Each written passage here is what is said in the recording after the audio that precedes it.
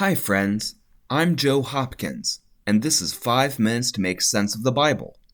Today we focus on Job chapters 38 through 41, in which God does most of the talking. This is the third consecutive week about material from the book of Job, so you might want to check out the previous two videos, which are about the beginning of the book and the large, juicy middle, respectively speaking, of course. As I talked about last week, chapters 3 through 37 are a cycle of poetic speeches about the suffering of Job and the relationship between God and humanity. Job and his companions talk a lot about God, and at various points, Job longs to confront God face to face, yet for 34 chapters, it's all humans and no God. Until chapter 38, in which God answers Job from a whirlwind. Before I discuss God's answers, I just did air quotes, I think it's good to reflect on this windy image of God. Throughout the Hebrew Bible, also known as the Old Testament, wind is an important part of who God is. In the beginning, like in the first chapter of Genesis, the first book of the Bible, a wind from God, quote unquote, sweeps over the dark, chaotic deep and seems to prepare God to create the cosmos. Multiple Psalms speak of God as appearing in a storm, especially Psalms 18 and 29. And beyond the Bible and Judaism, several other deities operate through storm activity, such as Baal, whom the ancient Israelites often worshipped in addition to or instead of the Lord, the God of Abraham, Isaac, and Jacob, and Zeus of the ancient Greeks. You remember Zeus, right? Lightning, lightning, boom, boom. Anyway, God answers the suffering Job in a rather peculiar way, namely by questioning Job.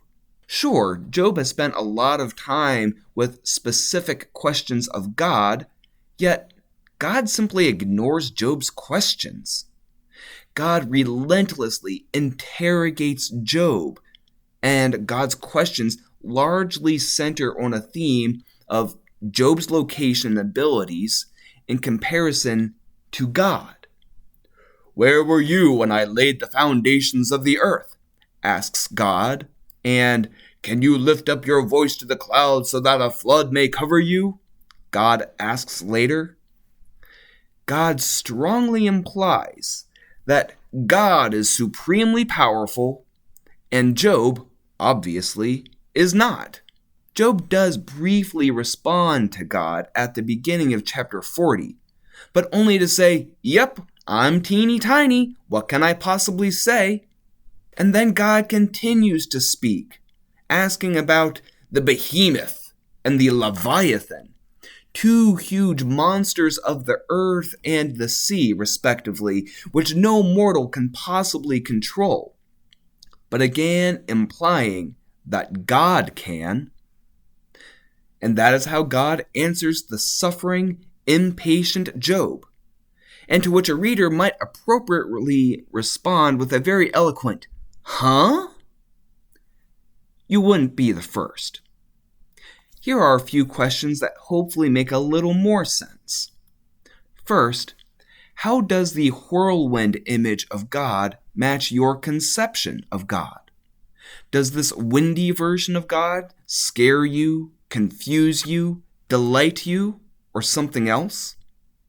Next, what do you make of God's avoidance of Job's questions? And how do you feel about God turning the tables on Job and interrogating him? Finally, have you ever gotten a response from God that didn't seem to make sense to you?